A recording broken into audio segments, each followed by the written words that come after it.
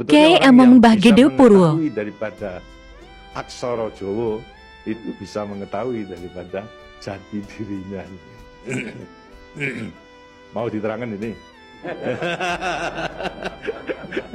Sebetulnya kalau menerangkan itu harus malam semua sebenarnya. Waliwana.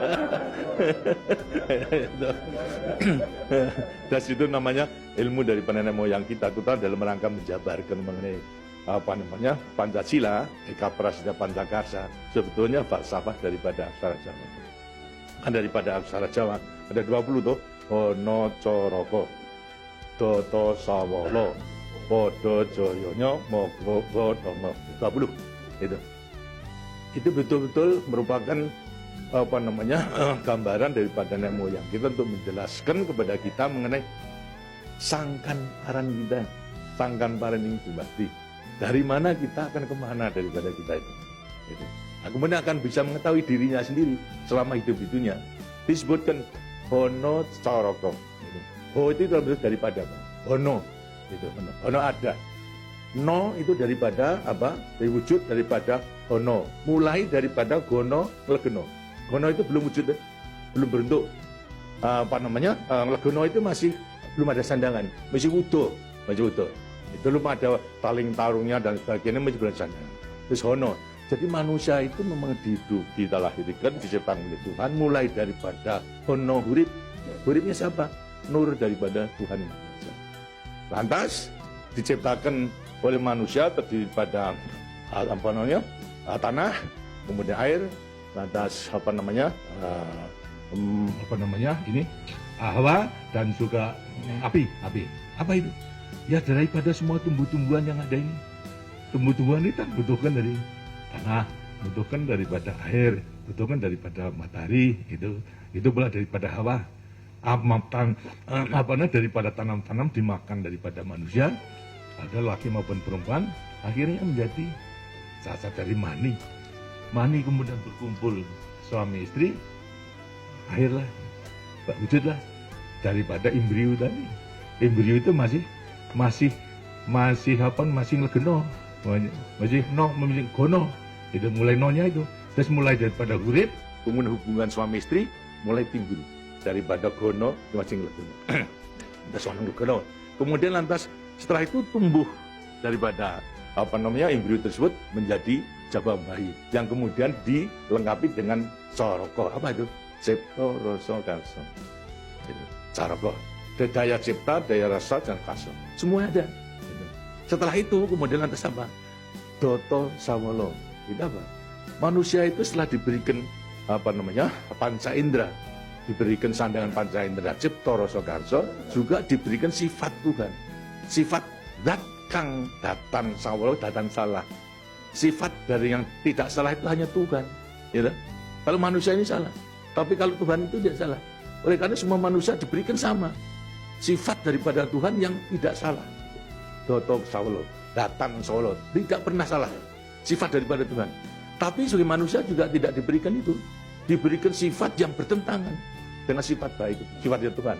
Yang jelek. Kalau kita misalnya sabar, kan juga punya hati berangasan. Ya. Nah, kemudian lantas kita jujur, dan betul-betul juga penipu. Ya. Semuanya diberikan sifat itu, sifat yang bertentangan dengan zat kang datan sawolo. Tahu sama kekuatannya. Dua sifat bertentangan yang sama kekuatannya. Ada pada kita itu kalau kita mengenal. Tinggal sekarang manusianya sendiri. Manusianya sendiri setelah mengetahui diberikan dua sifat yang bertentangan yang sama kekuatannya, akan diapakan ini? Itu. Lantas sekarang Doto Sawolo, Podo Joyo, Mogo Bodong. Mo itu sukmo, go itu satu. Itu mogo bo badan. Jadi selama sukmo masih satu dengan badan, sukmo masih manunggal di badan, manusia hidup. Selama itu masih ada, diuji dalam rangka dua sifat yang bertentangan tadi. Gitu. Yang Podo Joyo tadi. Gitu. Lantas, tapi kalau kemudian lantas sukmo sudah pisah dengan badan, itu lantas apa? Badannya tinggal jadi apa? Batang. Nah, tinggal pertanyaannya, sukmonya mau kemana? Sukmanya mana? Ya terserah kepada saudara-saudara semua. Mana-mana itu. Jadi semuanya tergantung pada dirinya. Semua diberi kelengkapan yang sama. Tuhan Maha Hadir, tapi tinggal kepada dirinya masing-masing dalam mengendalikan. Kalau mau yang diujar itu adalah memang yang bertentangan yang jelek, bukan sifat Tuhan, ya tempatnya juga sudah ada. Di neraka, tidak bahagia di dunia dan di akhirat nanti. Tapi kalau yang dikendalikan atau yang dilayani itu adalah sifat daripada Tuhan, ya dengan sini akan dekat kepada Tuhan. Karena Tuhan itu kan tidak mewujud, gitu. Tidak bentuk, tapi sifatnya ada. Jadi kalau kita mau kembali dekat kepada Tuhan, ya membawa sifat yang baik itu, sifat Tuhan kepada Tuhan itu sebenarnya gampangnya daripada rahasia hidup itu sebetulnya hanya itu saja. Tapi tidak tergantung pada saya, tergantung pada saudara-saudara sendiri dalam rangka pengeterapannya itu. Gitu. Makanya itu coba pelajari daripada semua ini, daripada untuk mengendalikan dua sifat yang bertentangan tadi dengan dirinya agar supaya betul-betul bisa menempati. Kemudian di samping itu juga Tuhan itu memberikan suatu takdir kepada sifat kodrati daripada manusia. Apa sifat kodrati manusia? Manusia dilahirkan sebagai individu, ya toh? Kita masing-masing individu. Tapi kehidupan kita sejak mulai daripada adanya janin sampai pada mati tergantung pada orang banyak. Jadi kemudian dalam hidup kita di dunia itu hanya memenangkan kepentingan pribadinya sendiri. Dia kan tidak adil. Tidak adil. Seharusnya memang menyadari bahwa sebagian besar daripada hidupnya tergantung kepada orang lain. Nah itu wajiblah sekarang melalui panggilan untuk dia bersama-sama dengan orang lain. Sebab hidup di dunia itu adalah bisa serasi. Jadi karena itu lantas sekarang namanya sifat kodrati daripada sifat yang monodualistis. Satu tapi kembar dan tapi satu. Ialah sifat individu sama sebagai makhluk sosial. Nah, itu kuncinya daripada penghayatan, pengamalan daripada Pancasila. Gitu. Nah, demikianlah waktunya saya kira sudah.